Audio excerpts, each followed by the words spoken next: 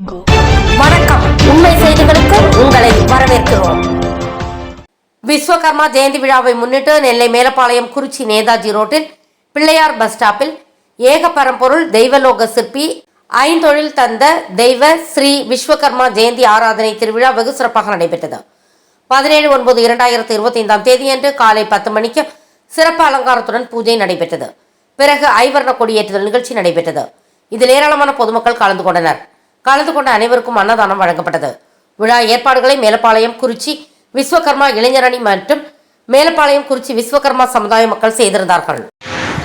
நெல்லை மாவட்டம் திருநெல்வேலி மேலப்பாளையம் குறிச்சி பகுதி விஸ்வகர்மா சமுதாயம் விஸ்வகர்மா இளைஞரணி நடத்தும் விஸ்வகர்மா ஜெயந்தி ஆராதனை திருவிழா. இது கடந்த 4 வருஷமாக இந்த ஊரில் இந்த இடத்துல நடந்துட்டு.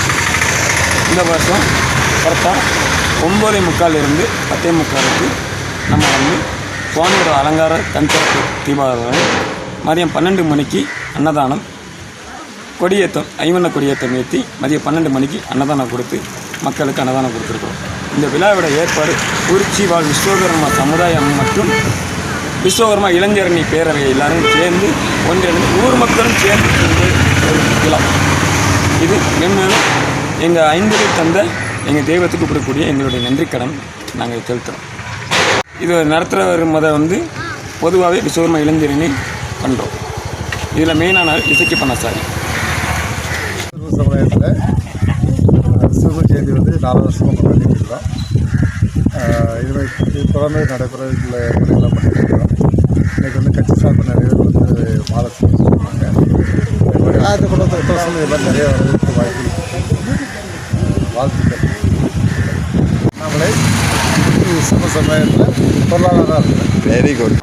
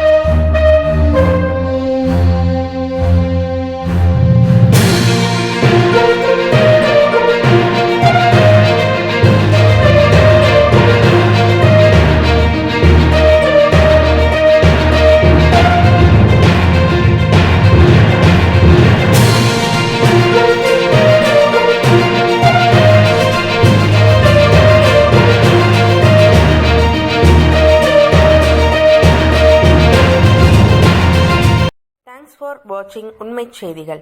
நெல்லை செய்திகளை உடனுக்குடன் தெரிந்து கொள்ள சேனலை சப்ஸ்கிரைப் பண்ணுங்க, லைக் பண்ணுங்க, ஷேர் பண்ணுங்க.